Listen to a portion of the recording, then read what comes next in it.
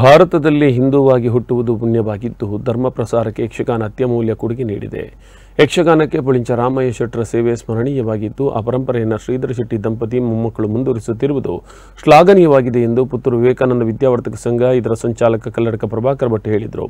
ಅವರು ಚೆಂಡೆಯಲ್ಲಿ ಚೆಂಡೆ ಶ್ರೀ ಕಲ್ಲುರ್ಟಿ ದೈವಸ್ಥಾನ ಹಾಗೂ ಪುಳಿಂಚ ಸೇವಾ ಪ್ರತಿಷ್ಠಾನ ಇದರ ಆಶ್ರಯದಲ್ಲಿ ಪ್ರಸಿದ್ಧ ಯಕ್ಷಗಾನ ಕಲಾವಿದ ಬೆಜ್ಜದಗುತ್ತು ಪುಳಿಂಚ ರಾಮಯ್ಯ ಶೆಟ್ಟಿ ಅವರ ಸ್ಮರಣಾರ್ಥ ಬೊಳ್ನಾಡುಗುತ್ತು ದಿವಂಗತ ಸರೋಜಿನಿ ರಾಮಯ್ಯ ಶೆಟ್ಟಿ ಪುಳಿಂಚ ವೇದಿಕೆಯಲ್ಲಿ ಶನಿವಾರ ನಡೆದ ಪಂಚಮ ತ್ರೈವಾರ್ಷಿಕ ಪುಳಿಂಚ ಪ್ರಶಸ್ತಿಯನ್ನು ಪ್ರದಾನಿಸಿ ಮಂಗಳೂರು ಪುಳಿಂಚ ಚೀಟ್ಸ್ ಪ್ರೈವೇಟ್ ಲಿಮಿಟೆಡ್ನ ದಶಮ ಸಂಭ್ರಮವನ್ನು ಉದ್ಘಾಟಿಸಿ ಮಾತನಾಡಿದರು.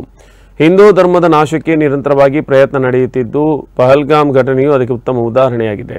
ದೇಶಕ್ಕೆ ಒಳಗಿನ ಶತ್ರುಗಳು ಅಪಾಯಕಾರಿಯಾಗಿದ್ದು ಈ ಕುರಿತು ಹಿಂದೂ ಸಮಾಜ ಎಚ್ಚೆತ್ತುಕೊಳ್ಳಬೇಕಾಗಿದೆ ಎಂದರು. ವೇದಿಕೆಯಲ್ಲಿ RSS ಮುಖಂಡ ಪ್ರಕಾಶ್ PS, ವಿಧಾನ ಪರಿಷತ್ ಸದಸ್ಯ ಕಿಶೋರ್ ಕುಮಾರ್ ಭಟ್ಯಾಡಿ, ಮಂಗಳೂರಿನ ದೈವಜ್ಞ ಶಶಿಕುಮಾರ್ ಪಂಡಿತ್, ಯಕ್ಷಾಂಗಣದ ಅಧ್ಯಕ್ಷ ಭಾಸ್ಕರ್ ಕುಕ್ಕೋಳಿ, ಪುಳಿಂಚ ಸೇವಾ ಪ್ರತಿಷ್ಠಾನದ ಕೋಶಾಧಿಕಾರಿ, ಪುಳಿಂಚ ಚಿಟ್ಸ್ ಮ್ಯಾನೇಜಿಂಗ್ ಡೈರೆಕ್ಟರ್ ಪ್ರತಿಭಾ ಶೆಟ್ಟಿ ಸೇರಿದಂತೆ ಅನೇಕರು ಉಪಸ್ಥಿತರಿದ್ದರು. ಹಲೋ ನಾನು ಹೇಳಬೇಕು ಗೊತ್ತಿಲ್ಲ, ಆದರೆ ಒಂದು ಬಾಡಿಗೆ ಮನೆಯಲ್ಲಿ ಇರಬೇಕಾದ್ರೆ ಒಬ್ಬನಲ್ಲಿ ಕೈ ಚಾಚಲಿಕ್ಕೆ ಅವರಿಗೆ ಮನಸ್ಸಿಲ್ಲ.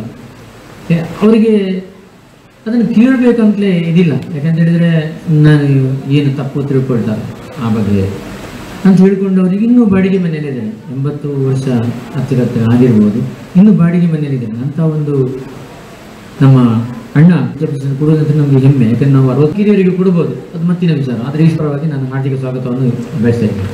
ರಾತ್ರಿ ಇಡೀ ಇವತ್ತಿನ ಹಾಗಲ್ಲ, ರಾತ್ರಿ ಇಡೀ ಅದು ಜನ ತನ್ನನ್ನು ಆಕರ್ಷಣೆಗೆ ಒಳಪಡಿಸಬೇಕು ಅಂತ ಆದರೆ ಅದಕ್ಕೆ ಹಾಸ್ಯ ಪ್ರಜ್ಞೆ ಭಾರಿ ಅನಿವಾರ್ಯದ ಒಂದು ಭಾಗ.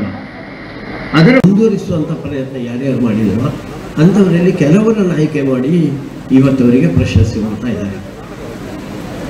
ನಾನು ಮತ್ತೆ ಈ ಧರ್ಮದ ಬಗ್ಗೆ ಹೇಳ್ತಾ ಇರೋದು ಏನಂದರೆ, ಜಗತ್ತಿನಲ್ಲಿ ಒಂದೇ ಒಂದು ಧರ್ಮ ಇದೆ, ಅದು ಹಿಂದೂ ಧರ್ಮ.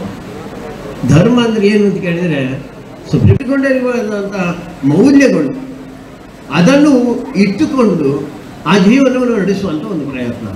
ಅದಕ್ಕೋಸ್ಕರ ನಮ್ಮ ಮೇಲೆ ಉಗ್ರಗಾಮಿ ಆಗಿದ್ದಾರೆ, ಟೆರರಿಸ್ಟ್ ಆಗಿದ್ದಾರೆ, ಅವ್ರು ಹೊಡಿತಾನೆ ಅಂತ ಅಷ್ಟೇ ಅಲ್ಲ ಅದು. ಅದಕ್ಕಿಂತ ಹೆಚ್ಚಾಗಿ ನಮ್ಮ ಧರ್ಮವನ್ನು ನಾಶ ಮಾಡಬೇಕು ಅಂತ ಹೇಳುವಂಥ ದೊಡ್ಡ ಪ್ರಯತ್ನ ಆ ಸಂದರ್ಭದಲ್ಲಾಯಿತು.